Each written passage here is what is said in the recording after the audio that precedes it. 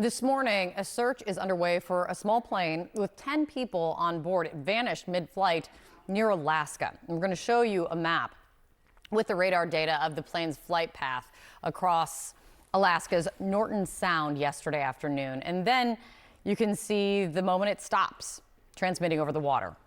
Joining us right now, CNN aviation analyst Miles O'Brien, and a massive search is underway right now. What we know here, Miles, is this is a Cessna plane operated by Bering Air.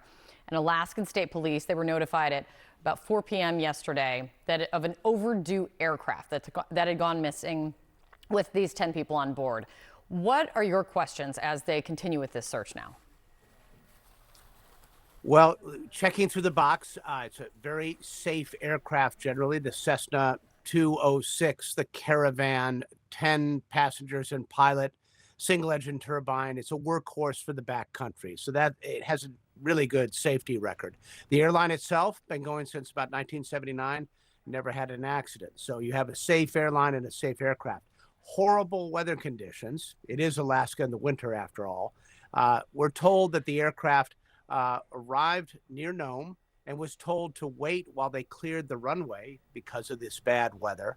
And you can see those pictures there. That kind of gives you an idea of what we're talking about. Of course, it's dark at this time of year at that time.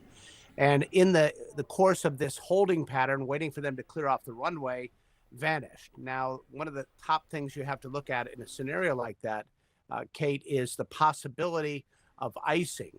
If that bad weather coated the wings with ice, the aerodynamic surfaces, the air intake for the engine, the performance of the aircraft would degrade and it could stall and crash. The one thing about the search to consider here is Norton Sound there has a fairly significant amount of ice cover. That aircraft with fuel and passengers probably weighs about 8,000 pounds, but there are places where the ice is actually thick enough to support the craft. So that should give searchers some bit of hope. That is very interesting, Miles. So that search, is it riskier? I mean, you called this plane a workhorse. Is it any riskier flying in that area than anywhere else in the United States? I mean, yes, it is Alaska, and you know that they have more brutal winters than anywhere else. Yeah, Alaska has disproportionately much higher accident rate. It's a combination of weather. We were just talking about tough terrain, lots of small aircraft, lots of landings on dirt and gravel, landings off runway types of situations. And, as a per capita, there is a lot of small airplane usage up there because of the lack of roads. It's the way to get around. And as a result, the accident rate there is very high.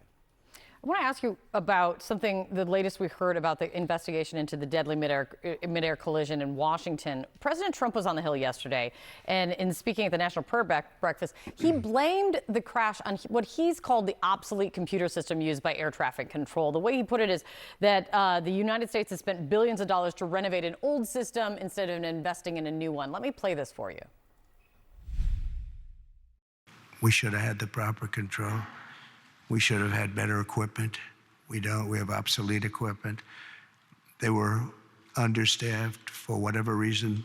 I guess the helicopter was high, and we'll find out exactly what happened. We're all going to sit down and do a great computerized system for our control towers, brand new, not pieced together, obsolete like it is land-based, trying to hook up a land-based system. What do you think of that? Well, he has a point there about the system, but I would caution everyone not to pin blame this early. The accident investigation is still underway.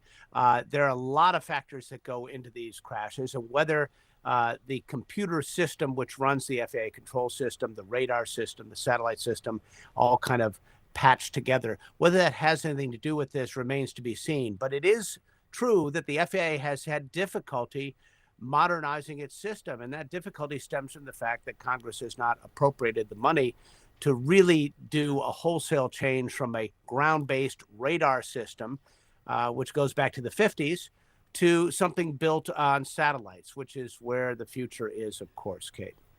Oh, so you could hear the beginnings of that being a new push from the president right there, from that soundbite from him. It's good to see you, Miles. Thank you so much for getting up.